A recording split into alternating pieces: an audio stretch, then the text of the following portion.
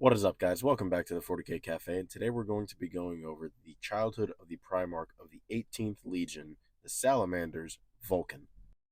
Vulkan, after the interference of the Chaos Gods, would have his gestation pod teleported to the death feudal world, Nocturne.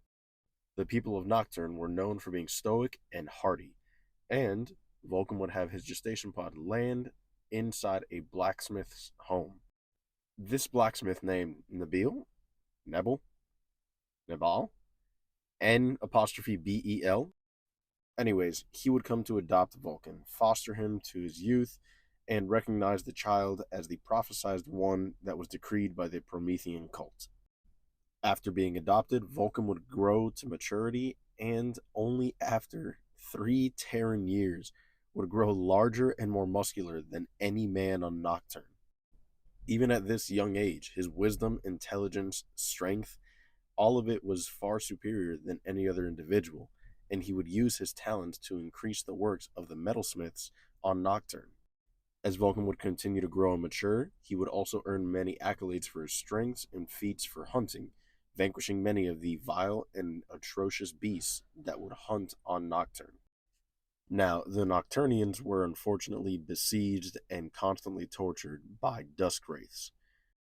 These individuals will eventually be revealed to be Drukhari, who would hunt, torture, capture, and enslave many of the people of Nocturne. And at the age of 4, the Drukhari would come to the hometown of Vulcan. All the people of Vulcan's hometown would go into hiding once the Drukhari would attack. But not Vulcan. He would equip and arm himself with only 2 hammers for blacksmithing. He would inspire the people to take the charge back to the Drukhari, and in that moment slay 100 Drukhari himself. It was this story that would spread like wildfire across the planet of Nocturne, and thus they would name Vulcan the Fireborn, the prophesied child that would come to save them. For the Primarch's victory, they would announce a celebration on the Imperial calendar. A contest of strength and craftsmanship would be held for the people of Nocturne. It was at this celebration that a stranger would make himself known. He would immediately stand out, as people would recognize that he clearly was not an individual of Nocturne, seeing as his clothes were different. Upon being confronted, the stranger only replied that he wished to compete in the games, though he would go on and add that he could best any individual in any of the competitions. The people would laugh at this lowly looking stranger, comparing him in his stature and size to the great and esteemed Vulcan. The stranger would go ahead and place forth a gamble, presenting the wager of whoever the victor was, the loser would have to swear undying loyalty to the victor.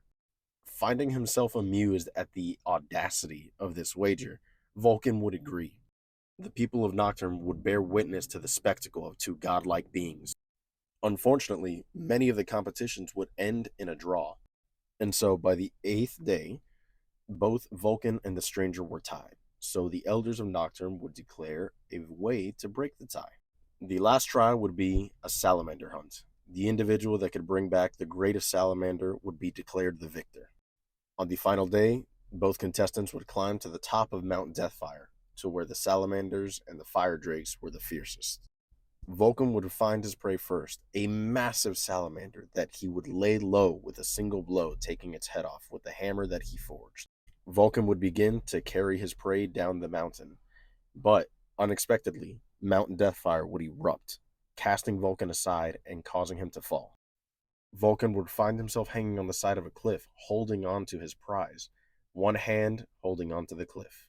Stubbornly refusing to let go of his prize, he would wait there for hours on end, until finally he would see the stranger descending the mountain. Vulcan could not let go of his grip, for if he did, he would fall into the lava below, but he pridefully refused to let go of the salamander which he held. Even in this moment, he would witness the stranger carrying the carcass of a salamander that was much greater and much larger in any stature that Vulcan had seen before. But the stranger would notice Vulcan, and without a second thought, the stranger would cast the fire drake into the lava, creating a raft for Vulcan to fall upon. When both individuals would return to the hometown to where the celebration was held, Vulcan was immediately declared the winner, for the stranger had nothing in his hands. But Vulkan would shock the crowd by falling to his knees and declaring his undying fealty to the individual. Upon swearing loyalty, he would say that he would value the fact that the individual would value life over any form of pride. And it was at this moment that the stranger revealed himself to be none other than his father, the Emperor. Vulcan would then go on to take his rightful place as the leader of the salamanders and take his people into the stars. For me, Vulcan's childhood was pretty unique, very well detailed, and archived. Is it still one that I would want? Definitely not. You know, a volcano ridden world with a whole bunch of slave pirates? Not for me. But let me know what you want to hear next and follow for more.